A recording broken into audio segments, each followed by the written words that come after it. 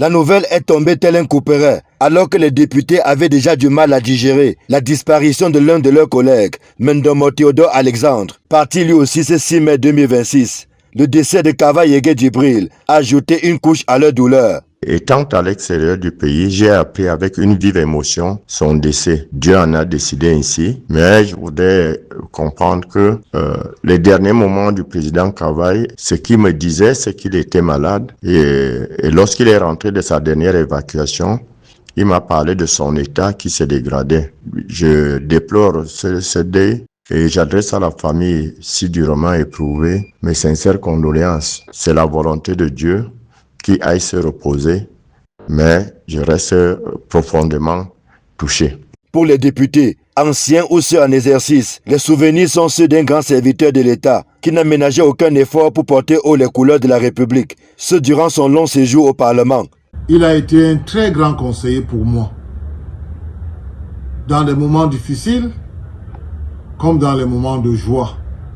Il a guidé mes pas à l'Assemblée nationale et il restera pour moi un modèle d'homme politique très attaché à l'honneur, très attaché au respect de la dignité de son peuple.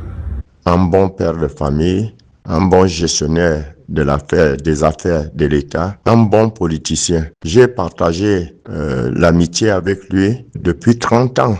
D'ailleurs, on m'appelait l'ami du soir. Le président émérite de l'Assemblée nationale est aussi présenté comme un bon père de famille qui ne faisait pas de distinction, quel que soit le bord politique de chacun. Dès mon entrée à l'Assemblée nationale, il a tenu à me donner des conseils, allant dans le sens de m'amener à comprendre que certes, je suis arrivé à l'Assemblée nationale à travers un parti politique, mais que je devais désormais défendre les intérêts de mon pays. Le Cameroun vient de perdre un de ces monuments, très grands monuments de la vie parlementaire de notre nation. Dans un communiqué de presse rendu public ce jour, le président de l'Assemblée nationale salue la mémoire d'une figure emblématique de la vie parlementaire, ayant passé près d'un demi-siècle au sein de la Chambre basse du Parlement, dont 34 ans au perchoir. Le très honorable Théodore Dato s'incline devant la mémoire de l'illustre disparu qui venait à peine de regagner son Tokombéré natal après un bail bien rempli au Parlement.